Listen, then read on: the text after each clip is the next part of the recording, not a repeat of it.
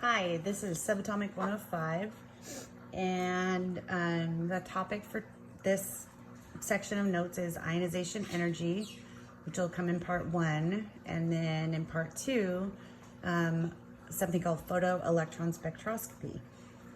So up here is just kind of a quick review of concept of effective nuclear charge and the things that, the traits that it determines about a substance. We have atomic radius, that was sections 103 and 104. Ionization energy, which is this set of notes. And then electron affinity and electronegativity will be bunched into 106. Okay, so this is part 1. We're just giving a general definition here for ionization energy.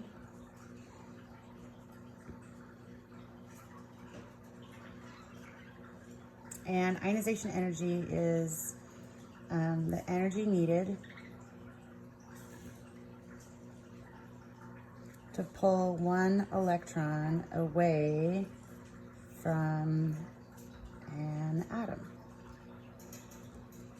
So just pulling one electron away from an atom. And some things that you want to remember about ionization energy is it's always going to be endothermic. So you would see a positive delta H there, right? And we want to remember that it's always endothermic because it takes energy to remove the electron because the electron is attracted to the nucleus.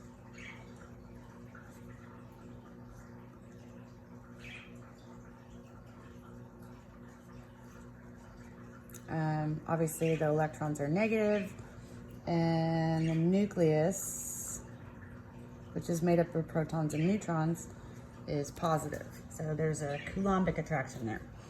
Okay, so general trend is that as effective nuclear charge goes up, ionization energy also goes up.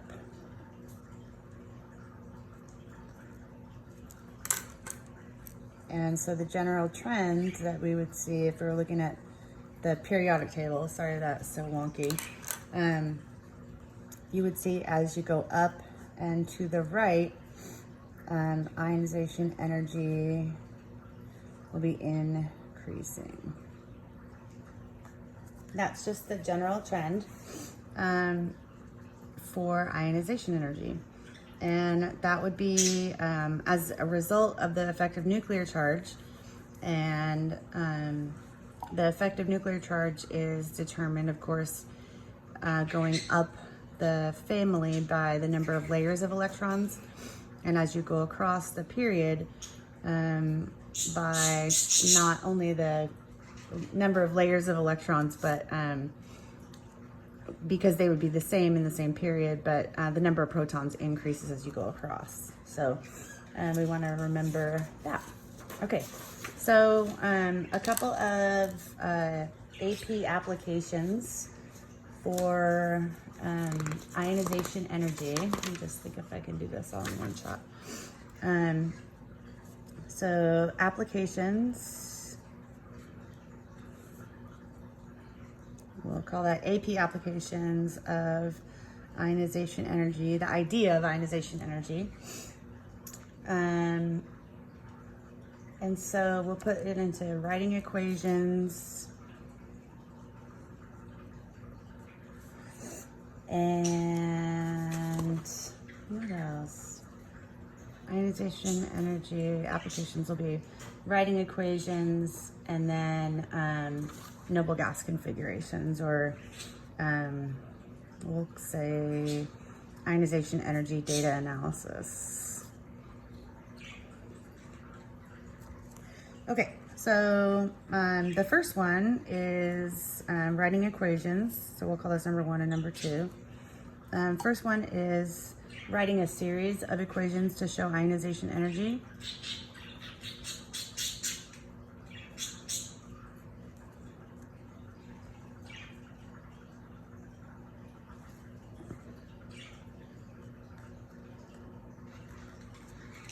Okay, so let's say, for instance, we have element Z. So this would be for element Z. And we're just using element Z as an example. And obviously there's no element Z, I'm just making this up. So the first ionization, we would show element Z as a neutral substance. And then we would show Z with a positive charge and a loss of 1 electron. So delta H, and then we would say this is delta H1, and this is our first ionization because it lost its first electron.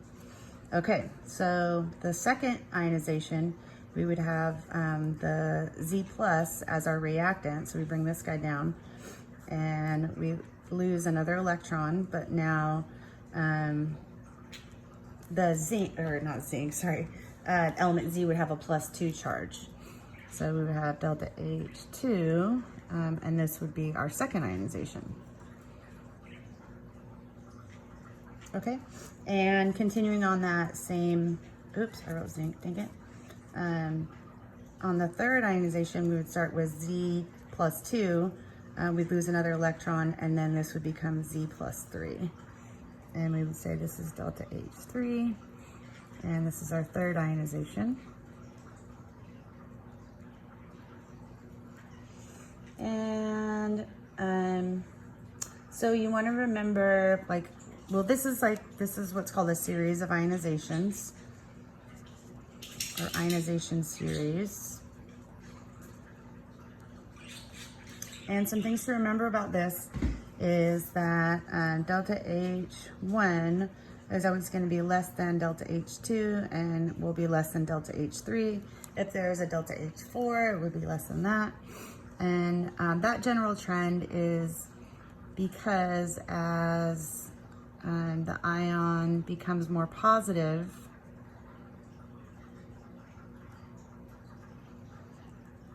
the electrons are more attracted to it. And we'd say, therefore, it's more difficult to remove it, right? More difficult to remove an electron.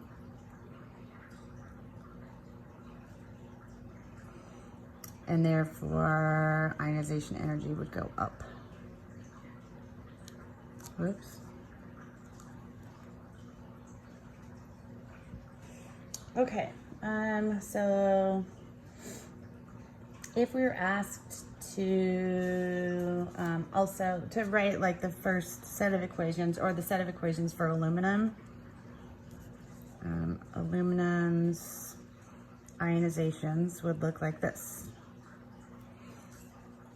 Okay, see that? Yeah, you can. Okay, so we'd start with neutral aluminum, and we'd make aluminum +1 +1 electron, and we would have a delta H equal to whatever that first ionization is. And our second one, we'd have Al +1, making Al +2 +1 electron, and another delta H. And then aluminum +2 would make aluminum +3 +1 electron.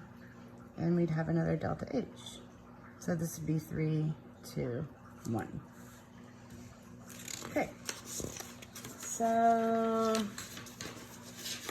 we're going to call that part 1A. So this would be, yeah, part 1A goes over our equations. And I'll do part 1B here in just a minute. Okay, thanks. Bye.